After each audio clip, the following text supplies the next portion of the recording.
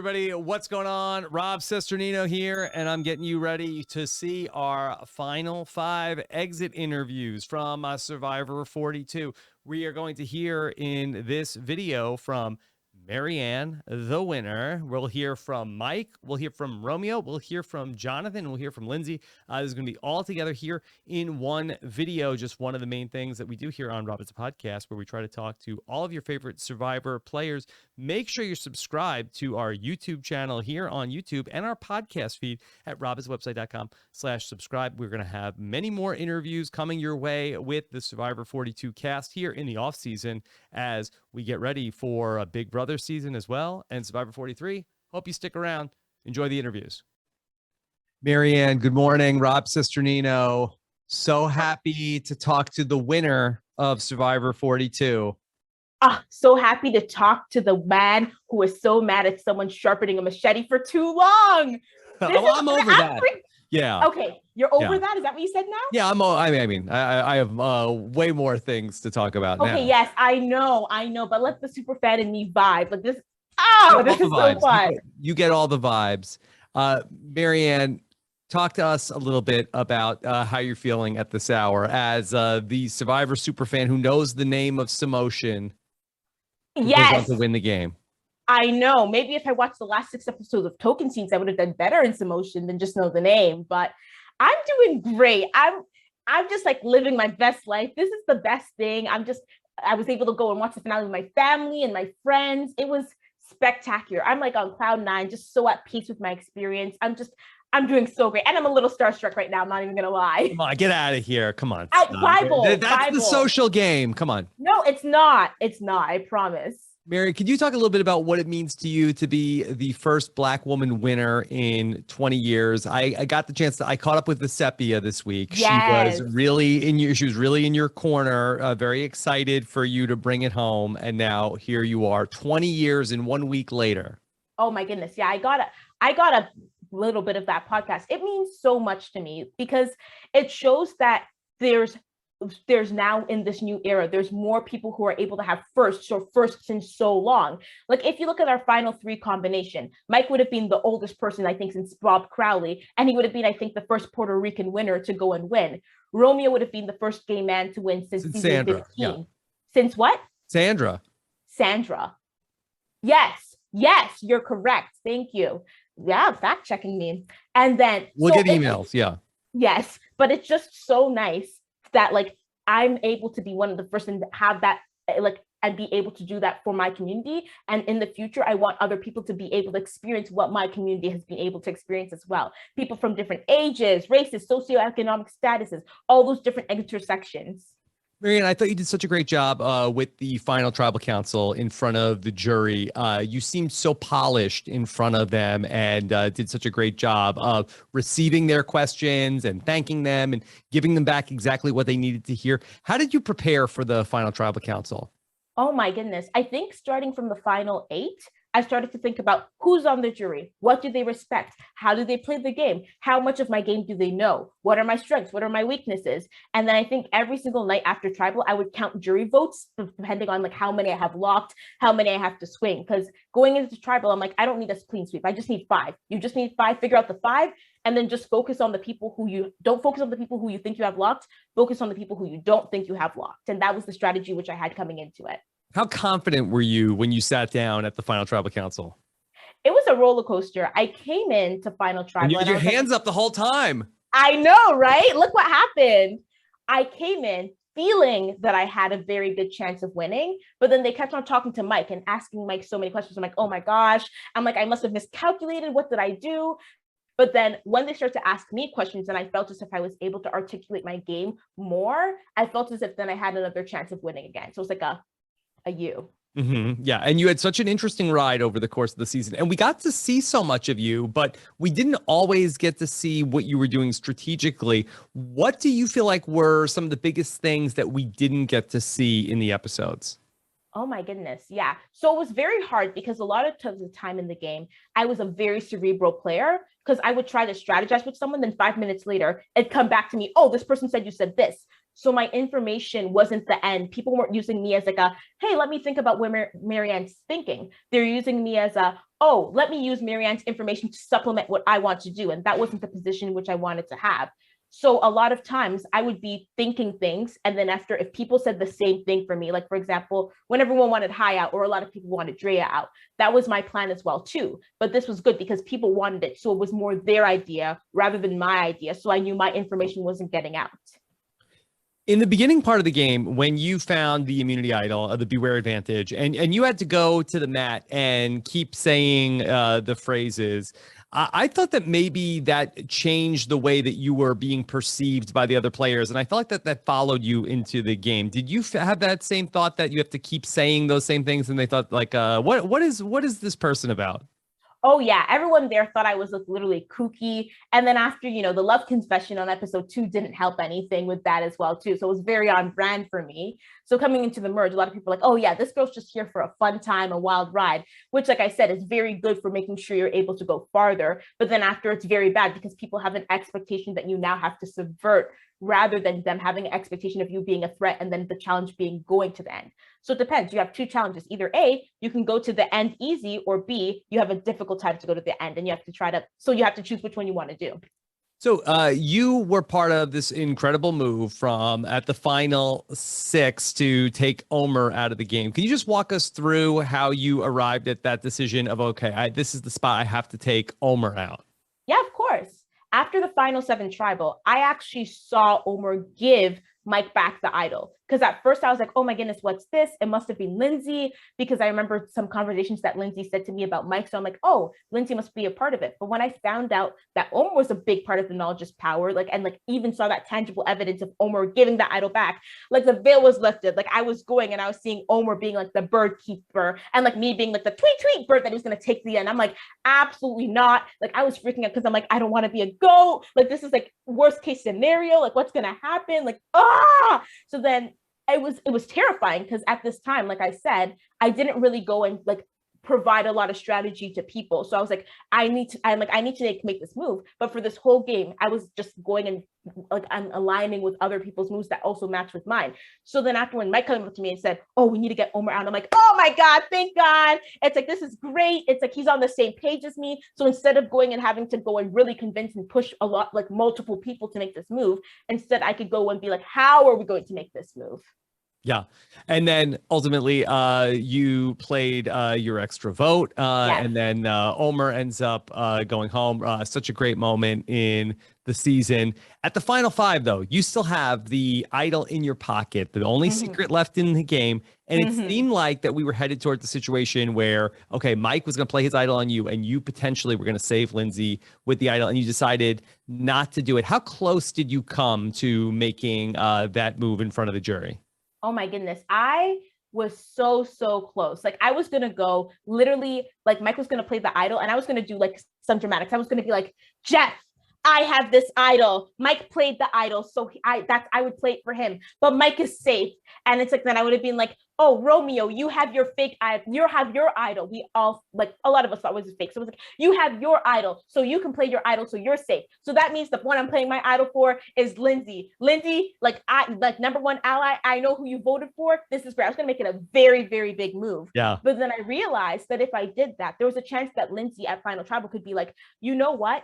Maryanne, I didn't even know Maryanne had played an idol, but because I had that social game, she still played her idol for me. So instead of it being my big, powerful move, she could have subverted it and made it like her move instead. And that was what I was very terrified for. Yeah. I thought obviously the way it played out was perfect, and the way that you really went back to it at the Final Tribal Council worked out much better. But I'm sure it must have been when you have an idol and it's the final night to play it. Like I'm sure it must take a lot of like intestinal fortitude to not play the idol in that spot. Well, it was great because Mike played his idol for me. So I'm like, oh my gosh, can I get an idol as a souvenir? Like, I think I get another souvenir. This is great. And it worked really well because it was also a good strategical move. So it was a win-win. Yes. Was that the idol that you were holding? You got to keep it? Yeah. Oh yeah, got to keep it. Got the note and everything. The idol. I know, right? They look so janky now. Not back in your, no, even back in your day, you didn't even know. You should have seen what they look like in my day, Maryanne. I know, non-existent. What's this idol thing? They were a glimmer in Jeff's eye at that point. Yeah. So You talked about in the episode about how your family had been, divided, and you thought that maybe you being on the show was going to be something that would help bring everybody back together. Do you have any updates? Yeah, of course.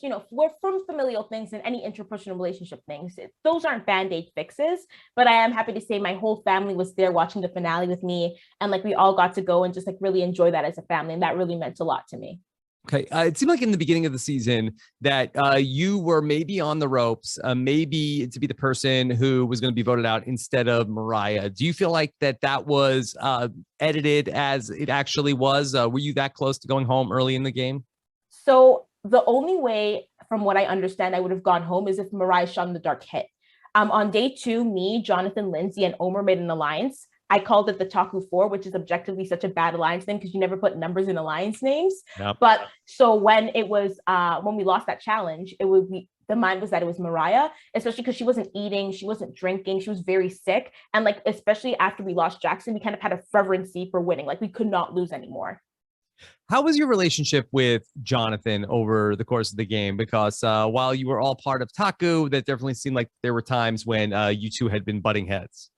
Yeah, I feel like when my relationship with Jonathan always saw me as someone who would call the little one. Like he loved me giving people nicknames, and my nickname was Little One, which was so annoying to me because it's like, okay, yeah, I'm small, but it's like I'm not little. I'm here to play the same game as you. It's like I have every right. And a lot of times, Jonathan, when I would speak with strategy, a lot of times he would go and tell me the strategy rather than let me go and speak and strategize with him as well. With Omer's vote out, like he was more receptive as well too. So that was something that was great. But as a person, very kind. He's like a radiating heat, So when it was raining, like he would be like our for a lack of a better term, like our radiator. And like we just go like get close to Jonathan and get the heat. And we're like, oh, thank God. And he's shivering because he has 0% body fat. Maryanne, during the rice negotiation, you were one of the last people to go through with being one of the people to sit out of the challenge, and you made a dramatic plea to the rest of the group, but then told us in confessional, that I can play with be emotionally manipulative. And I'm not getting the exact quote right, but can you give us some other examples in the game where that you used emotions as a weapon? Yeah, of course. A good example of this game is at the final 5, before the challenge. Like I said, I really wanted Lindsay to win. So at that puzzle, when Lindsay got it and we all had to work together, I really didn't want Jonathan or Mike to get the clue. So I actually solved the puzzle. But I decided not to look for it. And I didn't write it down. And then I went and I literally was like, guys, I can't do the puzzle. I'm just so emotionally drained. Like, I'm so sorry. Like, I'll just cook us rice. I'm so sorry that I'm like, I feel so bad, but I have to quit. I have to quit. So everyone just thought I was a quitter. And I'm like, I don't care. Yeah. Oh my God. Incredible. Can you talk a little bit about what it's like to have had the response from the fans that you've had this season?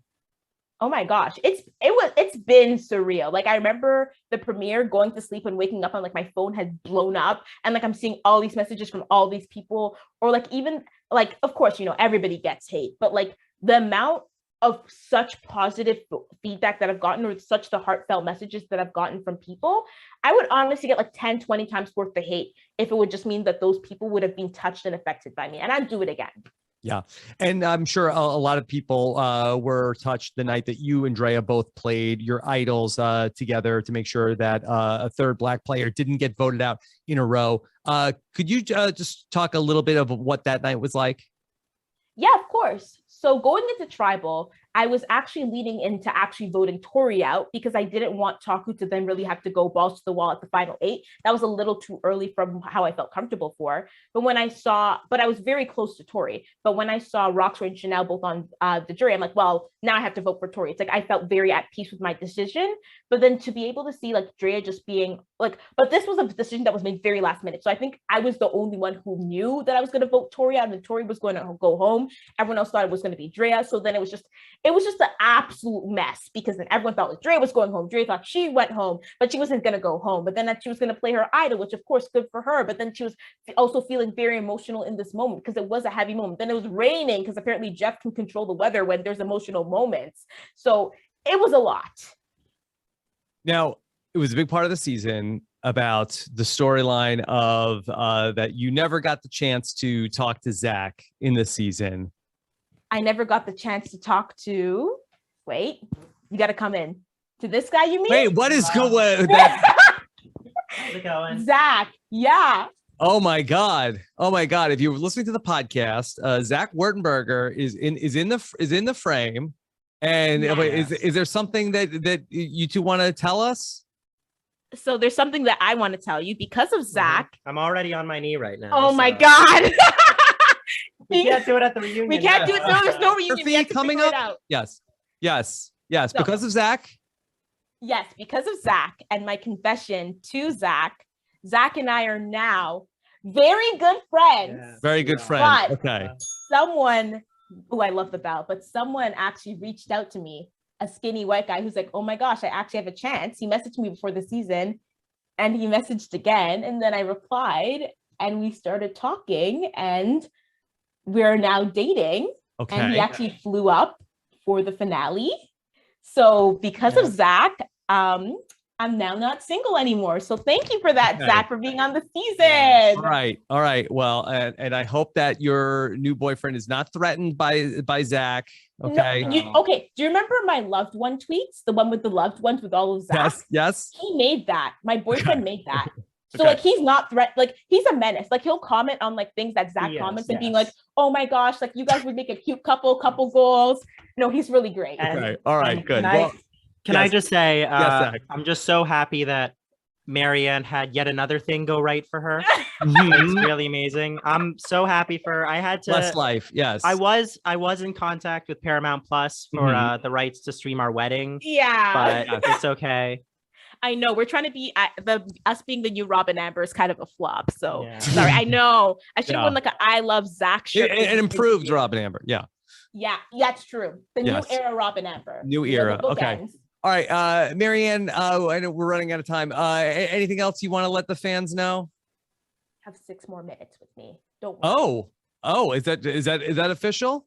Yes. Okay. Yes. All right. Well, then, Yes. then You have more time. I am your best. when you're the winner, you get to call shots. I am your best free person. Like I don't pay for Patreon because I'm a cheap person. Yes. But like I listen to all the free ones that you cast out. Like Yes, like when I was okay. like training for Survivor, I was listening to like the Brant Steels that you were doing in the pandemic when running and like Yes. just like really just suffering. So like I'm a big fan. You Yes. deserve Okay. to Well, you deserve to that's very nice to hear. I had no idea what you're talking about when you said the best free person. I thought you were going to tell me like give me tips on like saving money places. No. Yeah. I mean, I listen to. No, I got everything on the it. I feed, got you. And Yeah. okay, we're on the same Okay. page. All right. Well, let's not waste these 6 minutes. Could you talk a little bit about at the merge then when you were potentially going to go home?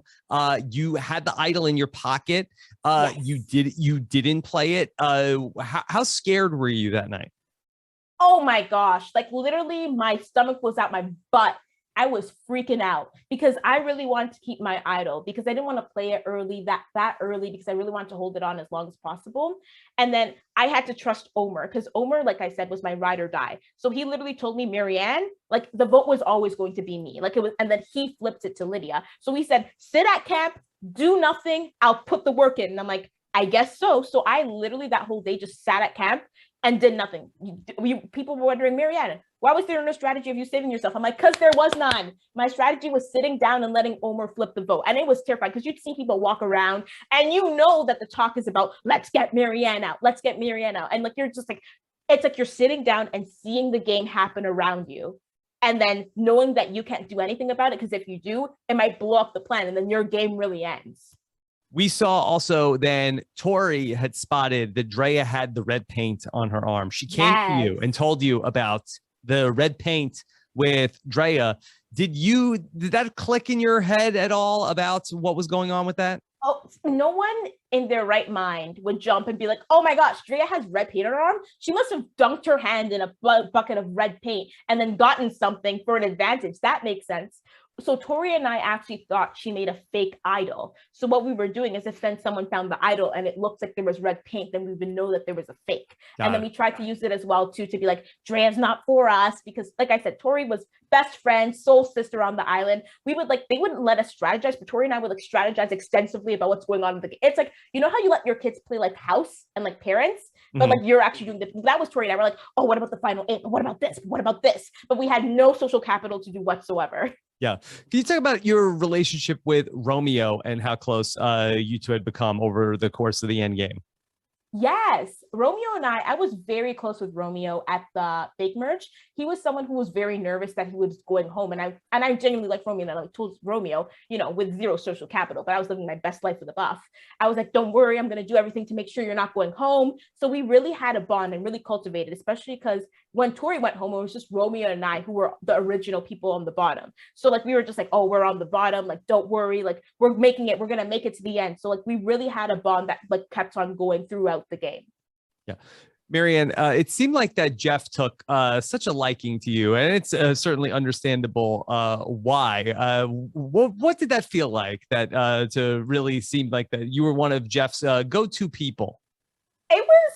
It was odd because I felt as if it was more like I was his go-to people for entertainment value, because no one would know what would come out of my mouth, you know? So then after, like, I think I remember one time, like at Tribal, I was telling Jeff how 26 days sucked because it's so hard to become a skinny legend in 26 days, right? So then after, you didn't like that. Yeah, it was. I still became a skinny legend. Oh, so bad. Don't lose weight like that. That's bad. Don't go on Survivor to lose weight. Tori can talk to you about that. But honestly, it was nice. It was nice to know that I was liked.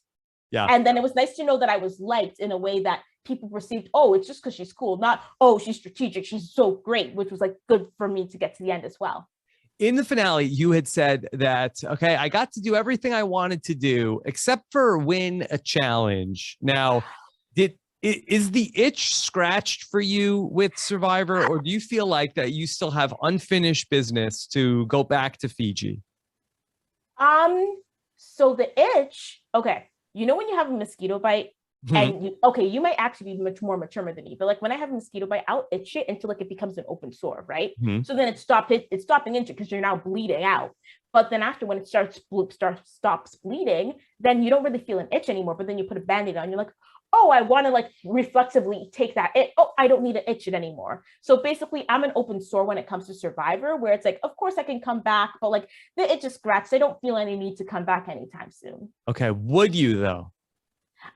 It depends on the timing. If Jeff called right now, I'd probably say no, because I don't want to do Survivor only multiple times during when I'm young, because I want to have more experiences. I don't want Survivor to just be something I've done in just a short time span. Okay. Maryanne, would love to get the chance to talk in greater detail at some point down the road. If you're up for that. Deep dive record. I'm going to beat it. Okay. Don't threaten me with a good time, Maryanne. Everything. Oh, yeah. Oh, we're both going to have a great time in that deep dive. You trust me, Rob. All right. Maryanne, thank you so much for everything. Congratulations again on the win. I'm really happy for you. You did it for the weirdos, and that means you did it for me too. So I appreciate that. Best to never win. Yeah. You see, people said Omar like you. Yeah. What did Omar do? Omar lost. You got to be like me. That's right. Play like Maryanne. That's the lesson. All right, Maryanne, thank you so much. All the best. Okay. See you around. All right. Take care. Bye. I'm excited. I'm obviously excited to talk to you. Hey, Mike. Good morning. Rob Cesternino here. Congratulations on a really incredible game, Mike. You got right there to the end. Can you talk a little bit about how you're feeling at this hour? Honestly, I can't be much happier. It was a great experience. It was a great time. You know, if I had to lose to somebody, I'm glad it's Maryanne. Maryanne is an unbelievable winner. So honestly, I feel satisfied. I'm very humbled by the experience, and I couldn't ask for anything more. I'm a finalist on Survivor, the greatest show ever, and how could I not be happy, no matter what? Like, were you surprised at the tone from the jury in terms of the questions that they were asking you when you came into the final tribal council? Yeah, I was very surprised. It caught my jury management wasn't as good as I thought it should have been. And if I'm being totally honest, after I beat Jonathan in Fire, I really sat back a little bit and said, holy crap, I just might have won Survivor, because I thought that was the biggest hurdle I would have to face. You know, when you're in the game, it's hard to see what's going on as if you were standing outside looking in. Looking at the season from the outside, I can understand where people would think that a guy that's playing with honest integrity, and yet you have to lie. It's the game of survival. It's by nature, you have to lie to get to the end. And how they would see it. Not even, it was my perception, not their perception. So when they came at me that way, I was a little surprised, but I totally understood why they had to do that. And maybe they were trying to do me a favor to force me to say what they wanted to hear. And, you know, it just, I relaxed. I shouldn't have relaxed. I did. Did you feel like coming into the final tribal council that you had a very good shot to win this thing, or do you think it was up in the air? I thought I had a good shot at winning. Mm-hmm. Maybe then, falsely, but that's what I thought. Yeah. And then by the time that they got to Jeff is going to count the votes, how were you feeling? I was not confident at all. I said, you know what? Second's not that bad. Yeah. Yeah. Hey. Can you talk a little bit? I don't think we ever really got what you were hoping to have as your final three along the way. And how many times did that change for you? It changed. In the beginning, obviously, I wanted Jenny to be a part of my final three. Me and Jenny, probably in the shortest time on the show, on the island, connected the deepest. Me and Jenny will be close forever. And people say, how could you be that close after 6-7 days? It's just one of those things, you know when you know. And then Hai, I really didn't think I was going to go to the end with Hai. I always thought Hai was a very strategic player and that he would think that maybe I was too likable to take the end, which was, I thought would be a good move. And I always knew or felt that Hai would cut me off, whether it be 6, 5, he would cut me off. And then at the Pizza Under the Stars, I made an alliance with Omar and Lindsay, and I really thought that's who I was going to go to the end with. I had a bromance with Jonathan. However, we never, ever swore to each other. We always felt we would look out for each other, and we got to the final three. It's time to start cutting throats. Yeah. If you had won, I'm sorry, Mike, if you had won that final four immunity challenge, who would you have taken and what would you have done with the fire making situation? That was a dilemma for me because I'm saying, do I try and win this? And I put myself in a position where I take myself, and I would have went against Maryanne because I honestly felt that she was the only one that can beat me at that point. Or do I care whether I lose or not, which sounds crazy. And I let them, because I knew they were putting me to fire. It was undeniable that they were sending me to fire. And I let them decide my fate, which I knew would be Jonathan. And at least then I could say, I'm going against the best challenge beats of the season, the greatest fire maker that I've ever heard of. I can beat him, and there'll be a great jury look. And I thought that either way, I would be fine. I would have taken Maryanne, though, if that's the answer. I would have taken Maryanne because I thought she was the only one that could beat me in the final three. You would have taken Maryanne into the fire and beaten into Maryanne. If I had won, I would have put myself to fire against Maryanne. Yeah, I think that's the right call because I think that in that final three, and we tried to think about this every single way, I think you end up beating Jonathan and Romeo. Is that how you feel also? Yes. And I'm not saying that because I thought the other two didn't play a better game than me. I'm saying to the jury, they didn't look like the better winner. And that's why I thought I can bring them. Mike, can I ask about Samotion? Is that man, can you believe that? You know, I took my eye off the ball. I was ready to go, and then all of a sudden the ball comes, and I got anxious. I remember it hitting my. I couldn't believe it. Mike, same thing happened to Bill Buckner. Oh, yeah, that's true, and that ended up going great in my favor because my '86 Mets. But yeah, you know what? Maybe that was Bill Buckner getting even with me. It was karma. That's exactly what happened. Karma got to me.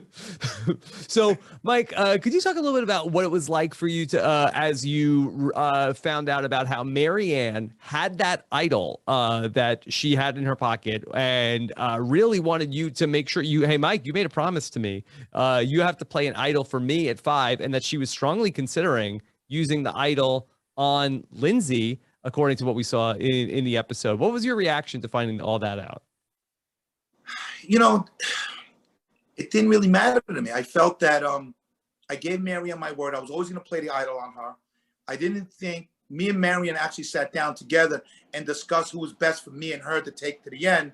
And we really felt Lindsay had a good shot, had the best shot who was left to beat us. And so realistically, Maryanne is a smart player, and she knew that, and I knew that. We were trying to eliminate who can beat us at the end. And at that point, Lindsay was the clear choice. I never thought she would play the idol for Lindsay because it wasn't a smart move in gameplay wise.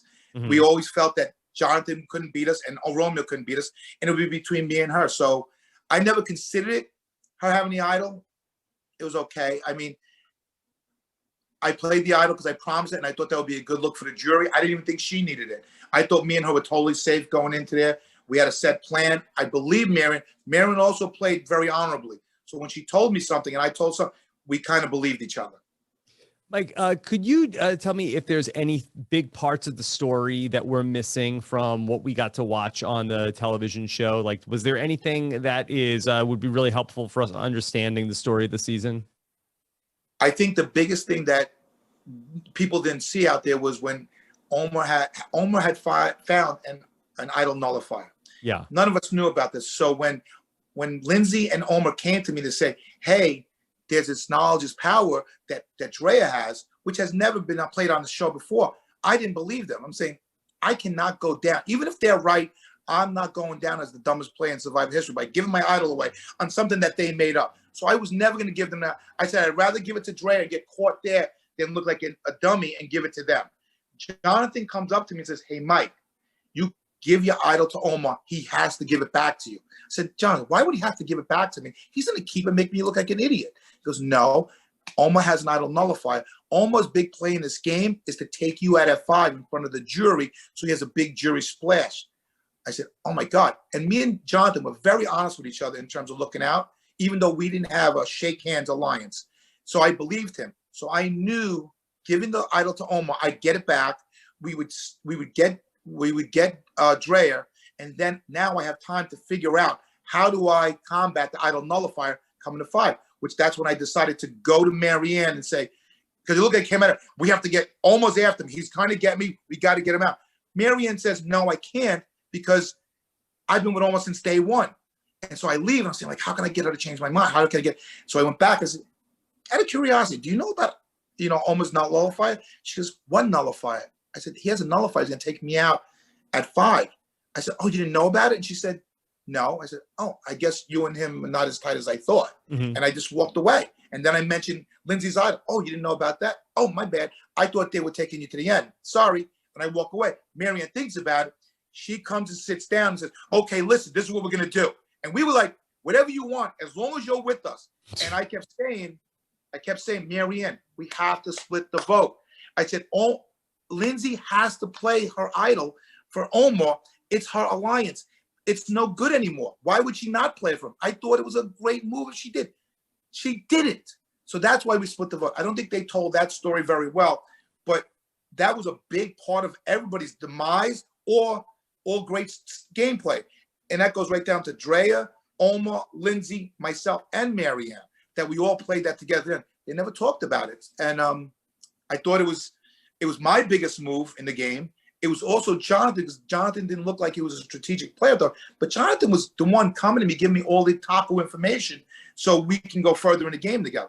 So really interesting. So if there was no idol nullifier, you would not have given your idol to Omar in that spot, and you would have just let Drea try to take it. I thought I would have rather go out with the honor of getting taken out by Drea than been looking like the idiot and give my idol away, and it wasn't true. And then that night, do you get the sense that had it not gone through, do you feel like that the group would have voted you out in that spot, or they would have Drea would have tried their luck at trying to maybe take out Drea in that spot? No, I think I was the vote. If that doesn't go through, I think they're looking to take me, make me feel comfortable and take me out. Okay, well, that makes it an easy decision for you then. It was very yeah. Okay. Because also in the episode, it made it seem like that that you and Jonathan were pushing for, hey, Maryanne, let's all just vote for Romeo here, because now that Lindsay has immunity, let's just go with the safe vote. Well, because they were going back and forth, and I said, hey, listen, if we're going to play it safe, the heck with it. Let's leave Omar alone, and we'll throw 4 votes on Romeo, and we're done. I didn't realize her and Romeo were that close, and she didn't want Romeo to go. So she was like, no, I don't want to do that. I'm saying we're in trouble if we put all our votes on Omar and Lindsay gives him the other, which is the right move. And it didn't happen.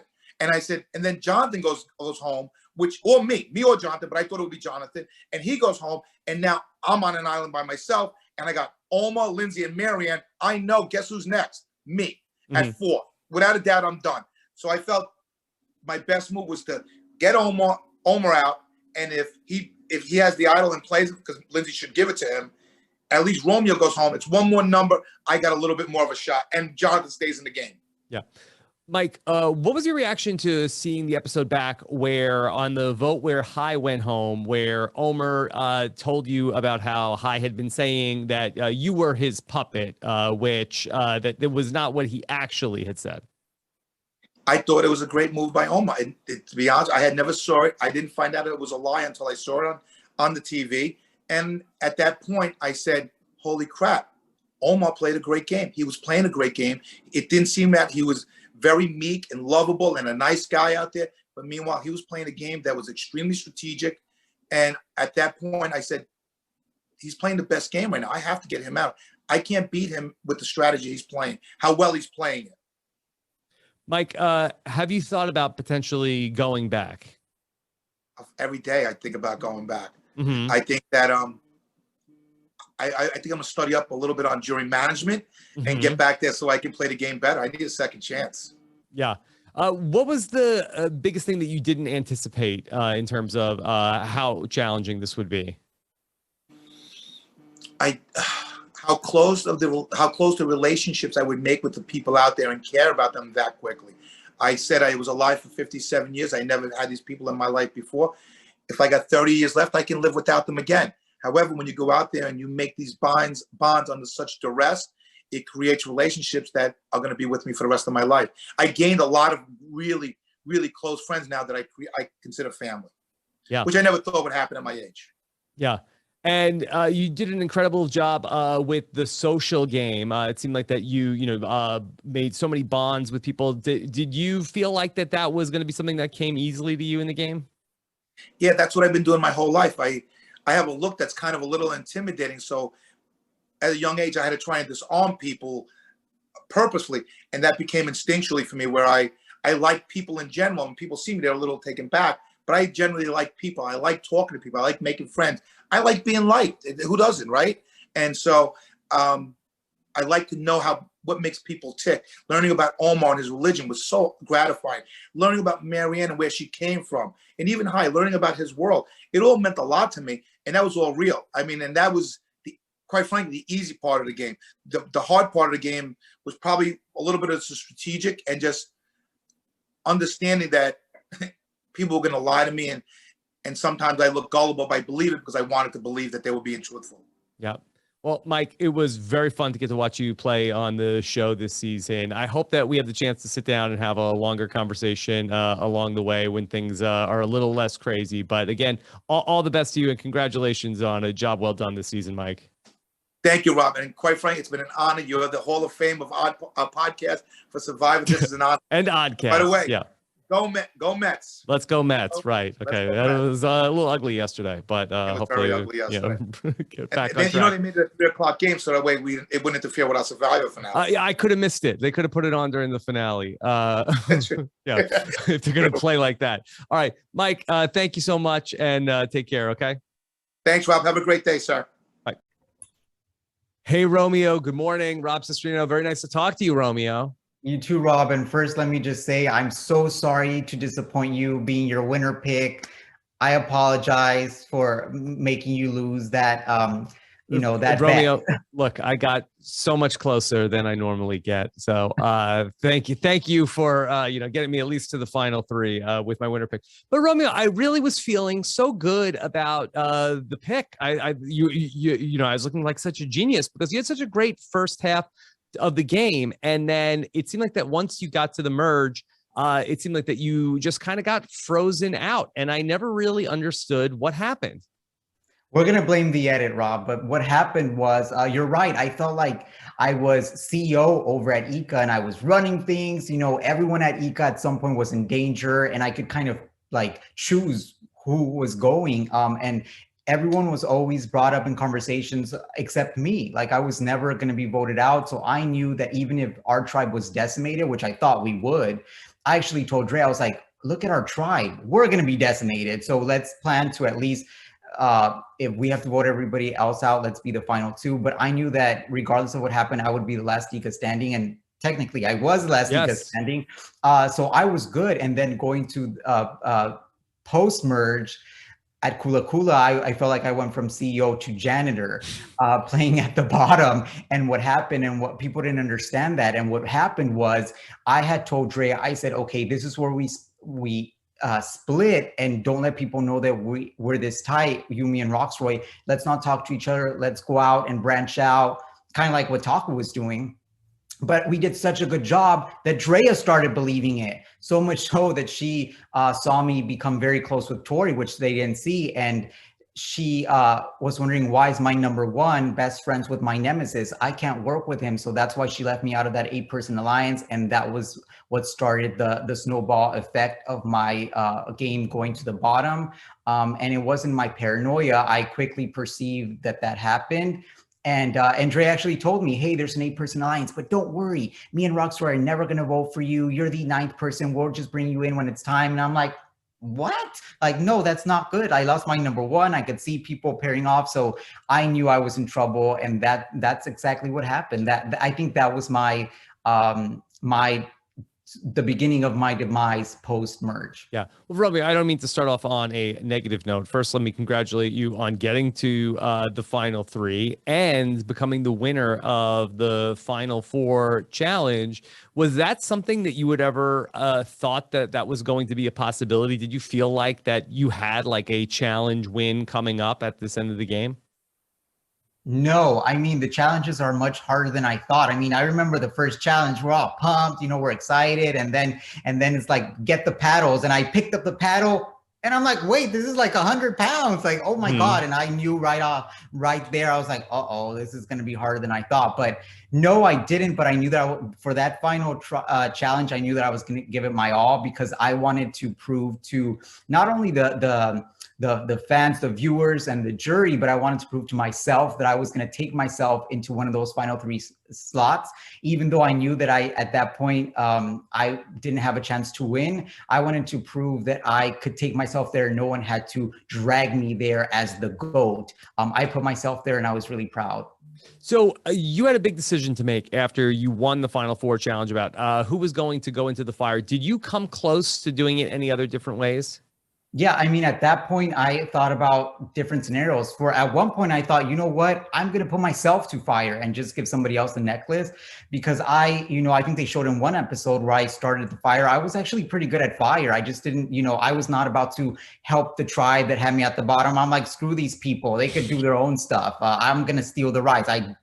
I was stealing rice, and I was like, I don't care about these people. I want to steal the rice. I'm not going to help them in camp. I'm going to figure out my own stuff. But I was pretty good at fire. So I thought, I need that extra thing in my resume besides winning the Last Immune Challenge, was maybe win fire, pull a Chris Underwood. Maybe it would have helped me maybe not win, because I knew perception is reality out there, and people's perception, even though it was false, I felt like it was my fault because I let them perceive me that way. So I knew that I didn't have a chance at winning, but at least I was playing for second place. So I thought, and then I thought, my best bet might be bringing Jonathan, because I think he probably won't get any votes. I love Jonathan, but maybe like I knew how P was perceived. So maybe he wouldn't get any votes, and I would at least get second place against Mike or Maryanne.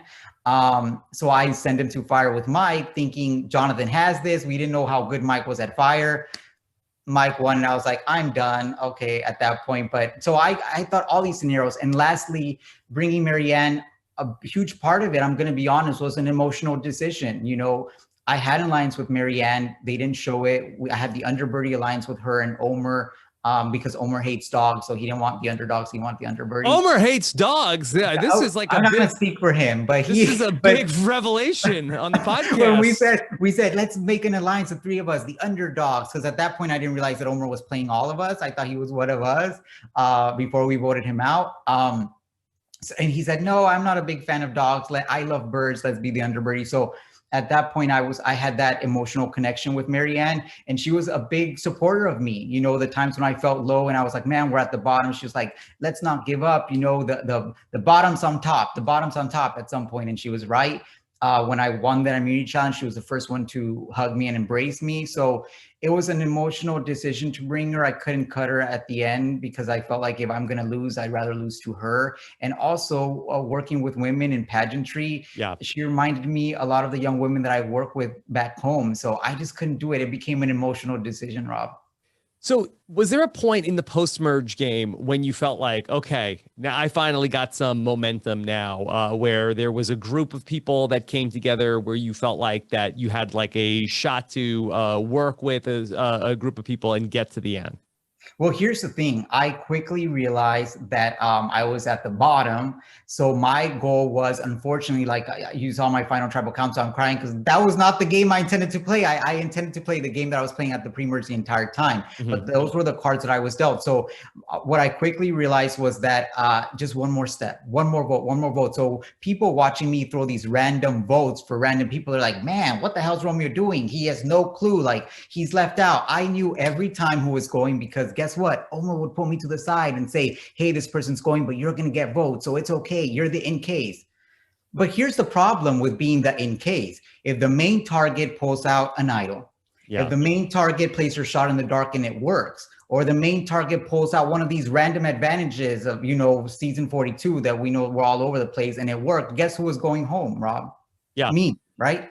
Guess who was going home if we had a revote? Me. So my goal was like, I'm going to throw a vote for another person in case the main target does something. Guess who was going home? Not Romeo, the person that Romeo voted for. So a lot of times fans didn't understand what the hell is he doing. And I'm like, you know, you guys are forgetting about all these other stuff, idols, shot in the dark, advantages. I'm like, so I was playing a self-preservation game. So at that point, I felt I wasn't getting traction necessarily, but I felt like, okay, Romeo, as long as you get one more day. And that was unfortunately the game that I had to play. And that's what I did. Romeo, you said that you stole the rice. Could you just explain how you stole the rice? I mean, I didn't necessarily steal the rice because every time we would cook it, we would eat it. But, you know, there was still some, and by the way, we all picked at the damn pot and Lindsay did too. Like, come on. Who cares? What were they saving that for something? No, it was just the scraps at the bottom. And guess what? I was the only one that didn't have a fake merge. I didn't have any rewards until Omar took me to that chocolate. And by the way, I hate chocolate. I still loved it. So I'm like, these people, but I knew what Mike was doing. As a matter of fact, Mike pulled me off to the side after, and he's like, I feel really bad. And I'm like, what's wrong? He's like, I talked crap about you, about, you know, eating the rice, but I also did it because I have to, you know, I had to make Drea feel safe. And I'm like, Mike, don't worry. I talk crap about you every day in my confessionals. As a matter of fact, editors were very nice to me because I talk so much crap about everybody, you know, to the point where this was your nice stuff that we saw. Oh, that was the nice me. I'm like, they showed the little parts of me being mean. I'm like, I could be a lot meaner. I'm like, I was so mad out there, Rob. And I'm like, screw these people. All my confessionals were like, I can't wait to, you know, leave these people. I hope they drown. I want to hit them in the face with a baseball bat. Like, it was bad. It was bad. The producers were like, oh, we can't air that. So, so I mean, yeah, no, I wasn't stealing rice, but the rice that I was taking was, Maryanne was, not digesting the rice well. So she would leave her portion in the pot.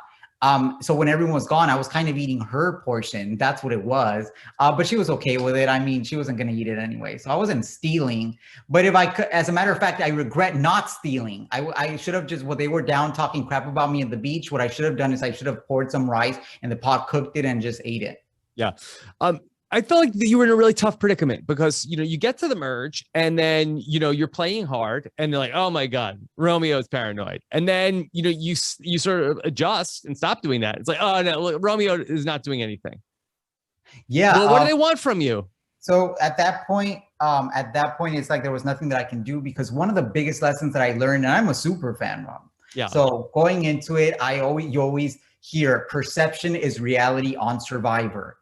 But when you're starving, you're not sleeping, you kind of forget about that. So even though I knew the game that I was playing and the alliances and relationships that I was doing, they didn't know that. And I didn't let them see it. So that was a problem. Their perception of me was wrong. And I blame myself for it. And that's what ended up getting me to be a 0-vote finalist. Their perception of me was wrong. I wasn't paranoid. I was intuitive of what was happening around me. I saw that I lost my number one ally. I saw that I was left out. I knew that I was left out of the 8-person alliance. And I saw that people didn't want to play with me. So it wasn't paranoia, it was self-awareness, even though they perceived it as paranoia. But everyone was paranoid out there, Rob. Every single person at some point was paranoid. And at some point I was no longer paranoid because I thought, oh, my strategy is working. One more day, just lay back and pretend that I'm not doing anything. And these people will eat each other up. And then me and Maryanne would laugh. Bottoms on top eventually. Yeah.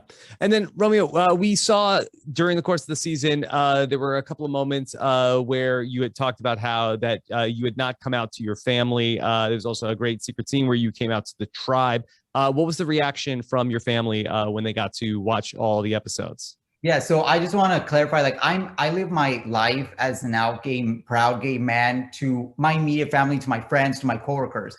But there's also an extended family, you know, that I haven't seen in a while that are very religious, and they didn't know about me. They haven't seen me in years. So I knew that watching the show, they would know. So those were the ones that I was referring to, but their response after watching was very positive. They called me and, you know, crying, saying how, you know, they can't believe that I held it in for so long, that nothing changes, that they still love me, they're proud of me.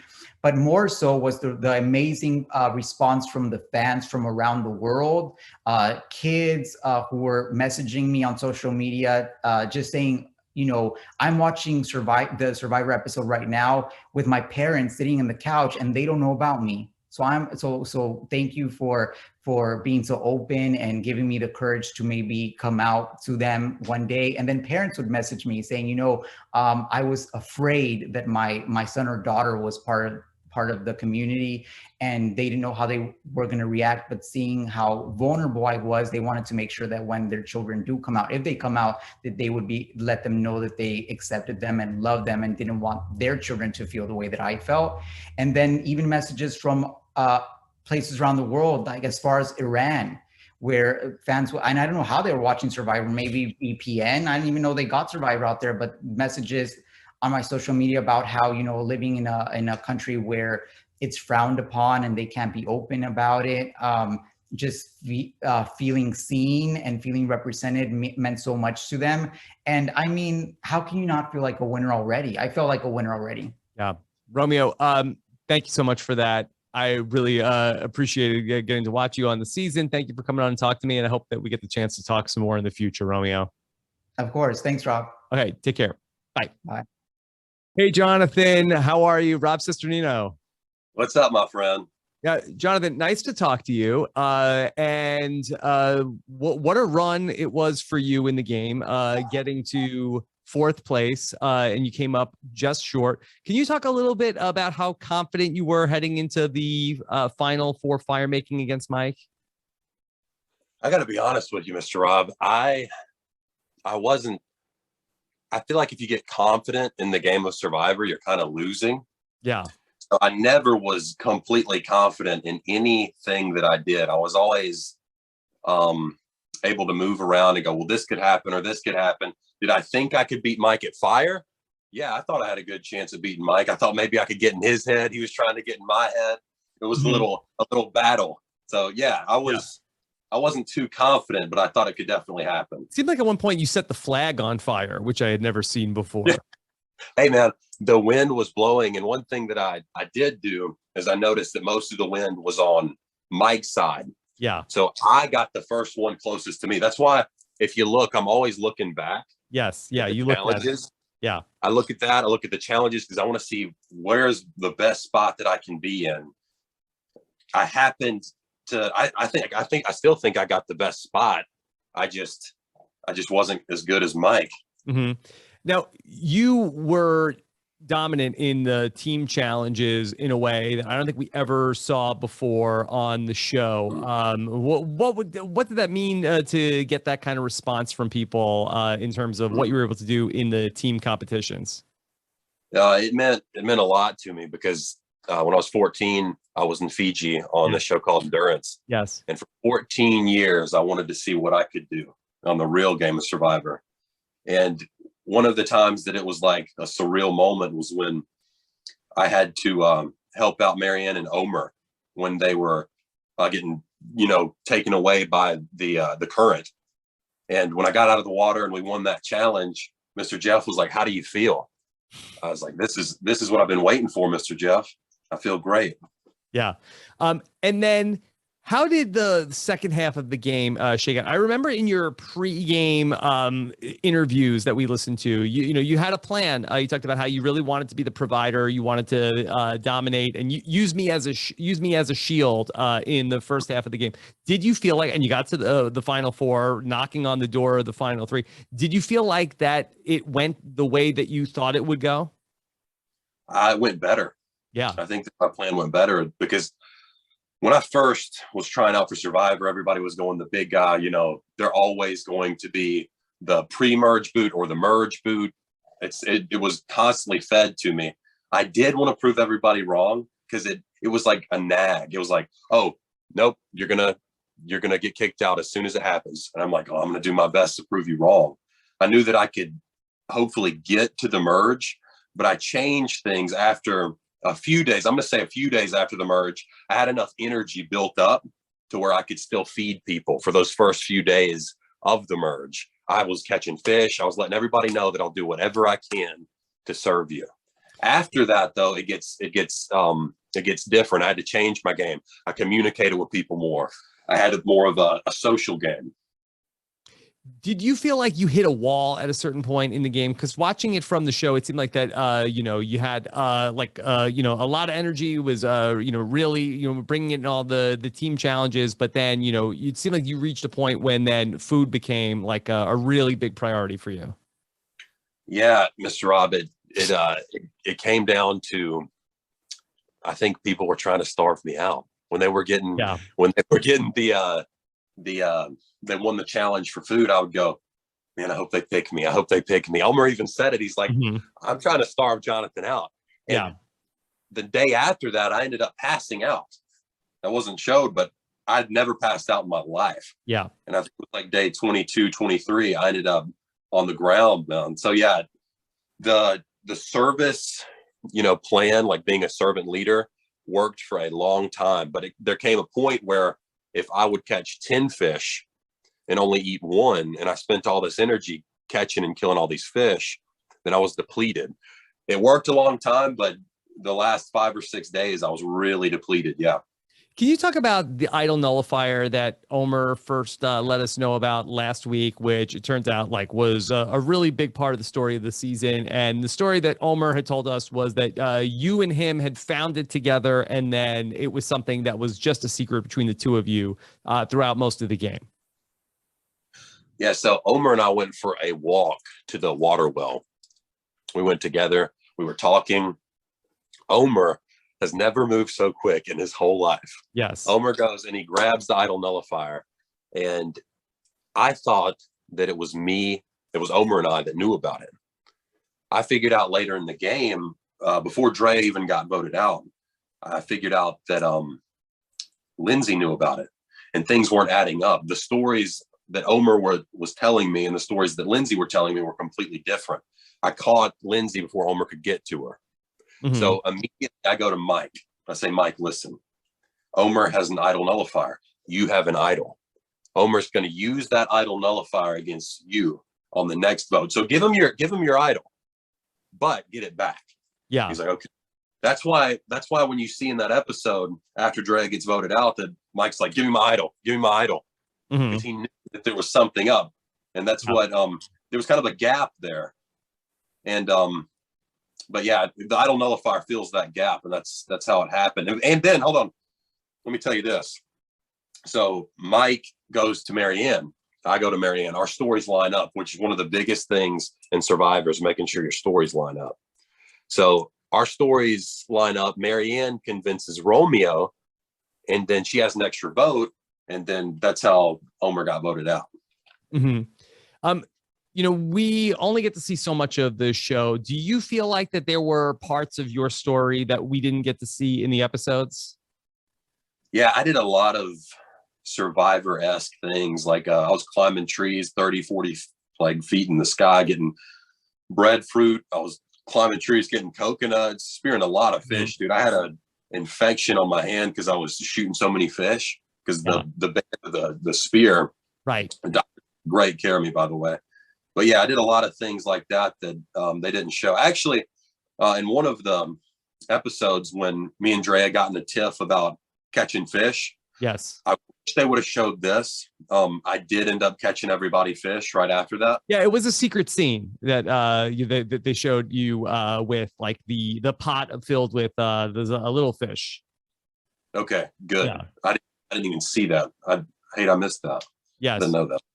Hey, look, they got to get to do or die. A lot of stuff going on in the episodes. That's true. Yeah.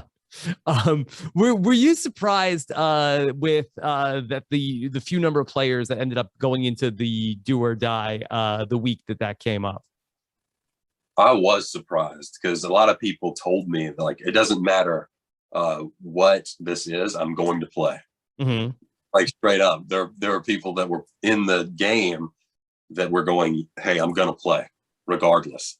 You know, a lot of competitors. So it was shocking, but I thought that it would be me and Lindsay anyways at the end, because Lindsay is like a female version of me. She's tough as nails. Mm-hmm. She's one of the best competitors for sure. Mm-hmm. So in the final tribal council, Maryanne had said that if you had won the Final Four immunity challenge, you would have taken Mike into the Final Four fire making as a big move to beat Mike. Is that how you would have proceeded had you won the Final Four immunity challenge? So that was up in the air. Yeah. Because flexibility is huge. And I didn't know if I was going to go in with Mike or if I was going to send Maryanne with Mike to fire making. That was still up in the air for me. Did you have multiple different versions of who you wanted to go to the final three with as the post-merge game proceeded? Yeah, so as things move, I genuinely, it would change. I didn't have certain people. I could never be so stiff in my route. I can't be that stiff. I had to be flexible because I knew that if I'm stuck on one thing, then that can really hurt me. Yeah. Did a lot of people talk to you about when you talked about 18 eggs, 9 pieces of cheese, and the grits? A lot of people had questions about this. Yeah, and that was one of the biggest things that people remember about me was my diet. That's the funniest thing to me. I had a lot of people come up to me and be like, "Do you really eat 18 eggs, 9 pieces of cheese, and grits?" Yeah, and I'm like, absolutely. Like one of my hot spots is Waffle House. I don't even know if they have it all over the country, but down in the South, that's like a spot. Mm-hmm. And yeah, that's in my regimen for sure. Yeah. Are you ever like one day like, I'm hungry, you're gonna go 19 eggs? Yeah, I feel like I've done more than 18 eggs for sure. Like it had to be in the 20s. There's a movie and there's this guy, he eats 50 eggs. I forget who it is. Cool Hand Luke? Yeah. Yeah. One day I want to beat his record. Okay. All right. Well, that is pretty good. How about, Jonathan, that do you feel like in some way that the 26-day game really was a better fit for you? Do you feel like that the 39-day game that you would have potentially hit that wall at an earlier point in the game? Yeah, one of the things that I said was it doesn't matter what happens, I will not leave this game. So I understand it would have been longer, but also know that they gave you rice at the beginning, a lot of the 39-day games. So no, I don't think it would have affected me. I would have had to change my plan a little bit. Yeah. I would have had to sneak a couple of fish when I was out there and just eat sushi. But straight up, I would just have to figure out how to sneak more food. Jonathan, is there anything else that you want to let the listeners know about the game or the way you were portrayed on the show that you want to let people know before we have to run? Yeah, I want everybody to know that I love the whole cast and that I'm very thankful. I'm very thankful to Survivor. I'm thankful to the Lord, and I'm thank you. Hey, that's one thing. I'm very thankful for the people that build all of these Survivor challenges. We got to thank the people that make the show happen. It's like a wall of 100 people Sure. that make all this happen before the challenge. And it's like you're in an arena, a gladiator arena. And all these people work so hard and they're experts at their job. And I don't know, I got to thank them personally, but I'd like to thank them again. Okay. Jonathan, thank you so much. And very nice to talk to you today. All the best. Okay. Thank you, Mr. Rob. All right. Take care. Bye. Hey, Lindsay, what's going on? Rob Cesternino, very nice to be talking to the fighter herself. That was such an awesome tagline. Thanks, Rob. I'm really excited to chat with you today. I know you're going to grill me, so bring it on. What's that? I mean, we'll talk, but I feel like a grilling implies that this is like an inquisition. No, it's more so like I know you just get like you dig in there with all the good behind the scenes of like what all the strategy moves are. So not in a bad way, just in terms of a serious Survivor digging. Well, we try to be very serious, and then also talk about a lot of the nonsense. But Lindsay, could you just talk a little bit to us about your decision at the final tribal council to decide between Mike and Maryanne? You ultimately vote Maryanne. Was that a difficult decision? It was difficult in general to decide who. I went in slightly feeling a little bit more strong towards Mike, but then it was more so there was too many question marks. There were too many unknowns for me to make an honest decision. So I knew a little bit more of Mike's gameplay than Maryanne's at the time. So that's why I was a little veering more that way. But ultimately, I was like, Maryanne needs to explain her game, have a strong answer, prove herself, and stand strong. And she did exactly that. She really showed how socially aware she was of everyone. And when it comes to Survivor strategy, she's so impressive. So I wanted to see all of that knowledge she had and how she utilized it. And at one point, Jeff was like, guys, I think we got to wrap it up and decide. I was like, I don't really think I'm ready. Are you guys ready? And no one was really ready. I'm like, we need more time. So then Jeff let us have more time. And then we asked Maryanne a question. And that's when she brought out her idol that she showed. And we're like, oh, why'd you wait so long to show us this? That was a huge turning point that she even had that in her pocket that she didn't even need to use, along with how she orchestrated herself to get to 6. So extremely impressive. And I love her. She's awesome. Yeah, Lindsay, I'm really curious to know your reaction to, Maryanne takes out the idol. And on the one hand, it's like, wait, you could have saved me? You could have kept me in the game? Were you at all annoyed about the fact that she could have used it, or did you take it as in some ways a compliment that she felt like she couldn't beat you? It was a compliment. I wasn't mad at all because she kept saying to me, like, I promise you, Jonathan will be gone tomorrow. And she was like, oddly very certain. And now looking back, it's because she had an idol. She chose to play it on me. But before we went to tribal, she said to me, she's like, I'm so sorry, but I can't take you. Like, I want to so badly, but I will not win. And she was crying.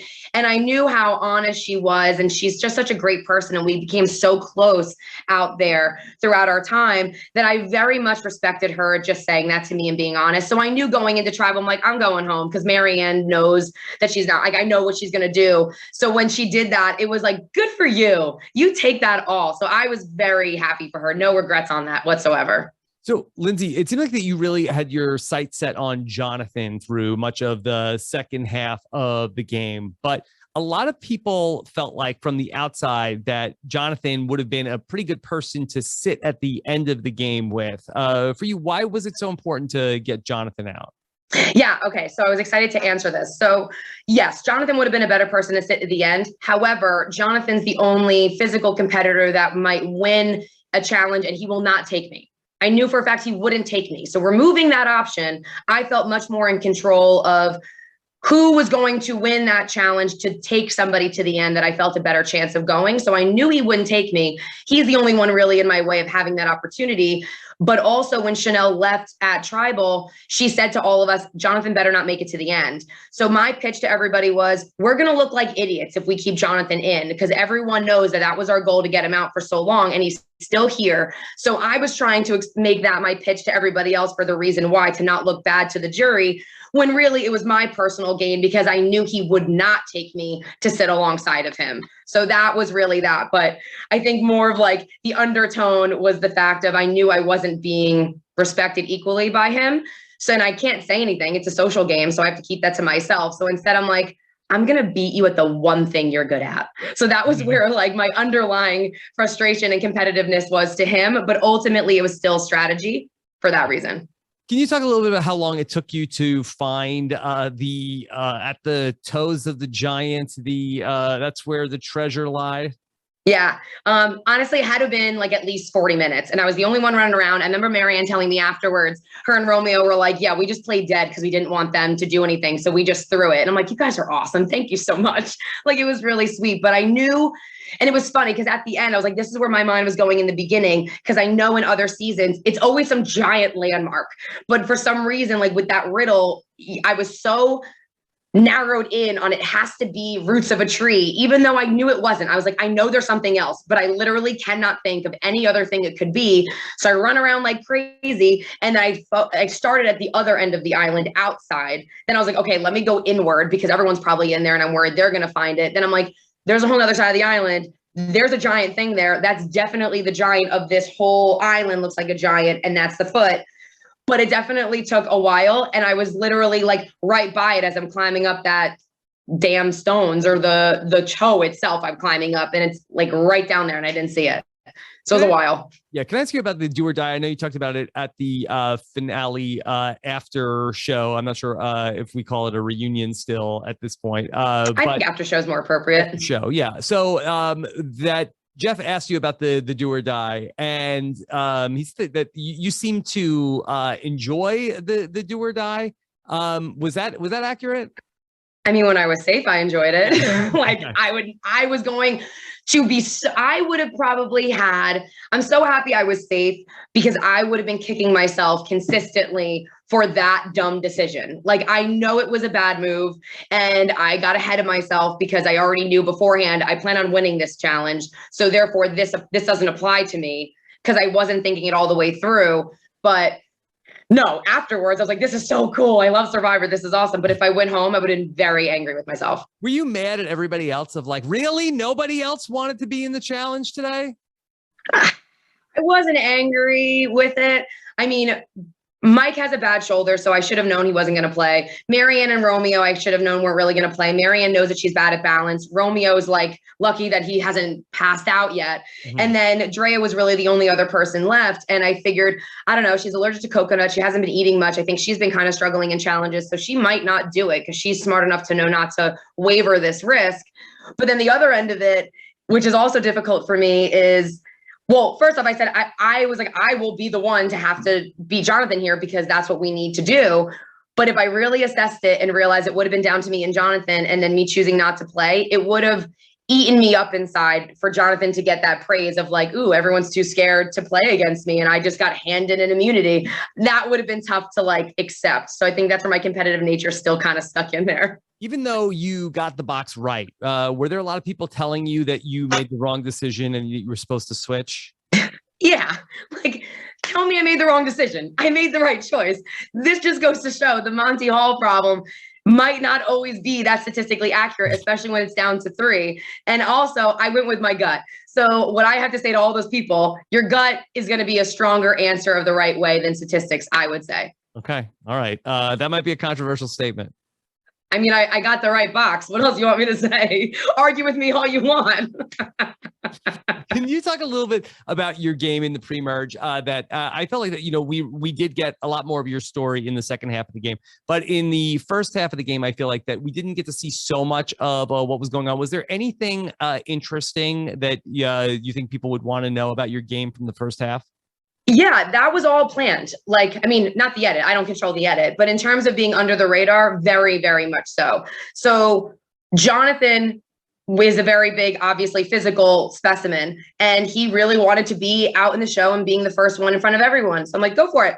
Let everybody see that you're so great. I don't want people's eyes on me. I didn't want anybody to know what I was good at. I did not make fire once while I was out there. I helped with the fire, but I didn't start any of them purposely because I didn't want anyone to know. And then Omar and Maryanne, go do the puzzles. You guys are puzzle people, do it. I clearly can do puzzles too, because I did the triangle puzzle and I am good at puzzles, but I don't need people to see that of all the other tribes. So I just was trying to be the extra, helping out and just really not being shown of any of my ability to any other tribe while I was out there, which really helped when we got in. Everyone's eyeballs were on Jonathan. No one's really paying attention to me. And I'm like, look, little you guys know, I'm going to come in guns blazing and be a very good competitor. So that was really where I was. But me and Omer became very tight even out there, that they really didn't show. Me and Maryanne were close too, but I think Omer was definitely my tightest ally that they didn't really show. They made it seem as if like I didn't really have a close alliance with anybody, but I definitely did. Yeah. I mean, if anything, it seemed like Jonathan in the early days of the game, they made it seem like that was your closest. They did make it seem that way. That was 100% not what was going on. It was very funny that everyone just assumes, because I don't know, I guess because we're both physical, that you just assume we're a pair. That's not at all how that works. And in no way were we that close of a pair. It was something that worked in my favor in the merge, in the sense that no one had any idea that me and Omer were working together, because they just assumed me and Jonathan were together. But I was worried of the thought of being a power couple or whatever, because usually what happens is if one of them wins immunity, they cut off the limb of the other. And I don't want to be that sacrificial lamb due to being looked at as a duo. I'm my own individual player and treat me as so. So it was a difficult maneuver, but that's also why when I said to Hai, you want to get Jonathan out, I was very honest about that before the pizza reward, because I also realized that people still very strongly felt that me and Jonathan were so tight. And I'm like, why does everyone think that we're tight? Like, no, we've done nothing to show that we're tight. This has all been everyone's assumption. And Drea said to me something like, yeah, I thought you and Jonathan were tight, that Jonathan's doing that. I'm like, why do you think Jonathan's the one making all the moves? Like, it's me. And then I had to tell Hai, I'm like, I am fine with getting Jonathan out. So I put that nugget in there, which worked very much in my favor when we did the pizza reward. When we switched it on Hai, I was like, oh, this is great, because I already told Hai we're going to do Jonathan. So that nugget's already been planted. So when we come back, easy sell. So that really helped there too. Okay. I feel like there's a lot more to unpack there. But bring me for the deep dive. Yeah, ready. Okay, done. So it seemed like everybody was worried about going to the end with Omer, except for you, seemingly. Did you feel like that? Did you have a plan to get rid of Omer further on at 4, or did you feel like that you had a good shot against Omer? I really had a hard time being able to get rid of him, and really anybody that I liked, I had a hard time. But ultimately, it was because I didn't feel that there was a clean sweep of somebody beating me. I didn't realize how good Omer was playing. I knew he was a good player, but I felt like our games were different enough that if I pitch it, I think I still have a good shot because I'm well-rounded. And I had a very good alliance. I had a very good relationship with pretty much everyone on the jury. So I felt it was a risk, but I didn't think it was necessarily a chance. I still thought I had a chance to win. So I felt confident in that. But also now knowing how great Omer was, if we made it to the end, the only way I would have beat him is due to a bitter jury. Okay. The amulet was definitely a part of this season. Can you talk a little bit about anything like, did it potentially ever get talked about being used, any of the amulet powers? Yeah, so I will give a short version, and if you bring me on the deep dive, I'll tell you the whole thing. But so yes, so Omer told me about the nullifier and told me that Jonathan told him not to tell me about it.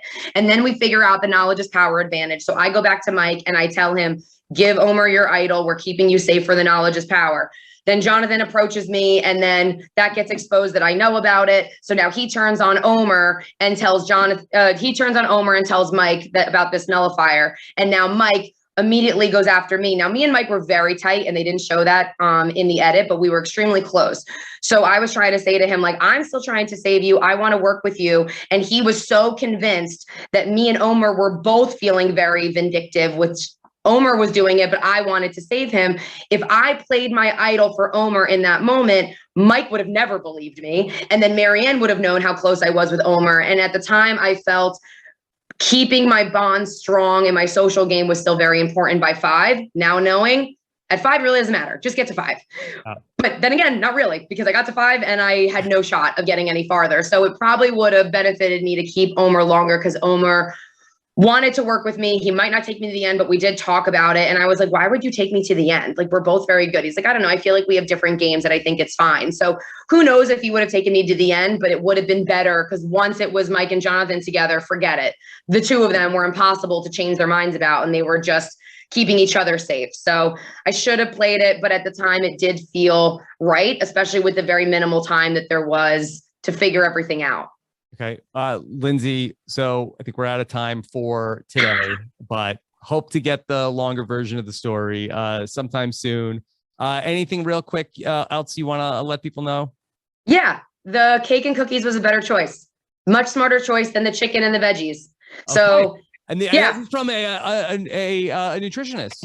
Yeah, from a dietitian standpoint, that was 100% the smarter move, because chicken and veggies is maybe what, 200 calories total. And then the cake and cookies are at least 500 each, plus the fact that it's all carbs and fat for your brain to function, carbs for your body to function. So especially with only so many days left, 100% the better choice. Good to know. All right. For our future Survivor players, pick the cookies and the cake. Okay. Yeah. Right. Lindsay, thank you so much. All the best outside of the show. Okay. Great speaking with you. Thanks so much, Rob. Very nice to talk to you too. Take care. Bye. Bye. All right, so there you have it. Those are my interviews with the final 5. Great season of Survivor. I really enjoyed both watching the season, getting to podcast about it, and I hope you enjoyed all of our coverage. And if you did and you'd like to see more, make sure you hit that subscribe button here on YouTube. We bring you so many of our interviews. I have a lot of deep dives that I want to get out there in the next couple of weeks, and we do so many of them on video. So I wanted to make sure that you're subscribed to our YouTube channel. And of course, make sure you subscribe to our podcast feed at robhasawebsite.com/subscribe and check out everything else we have going on over at robhasawebsite.com.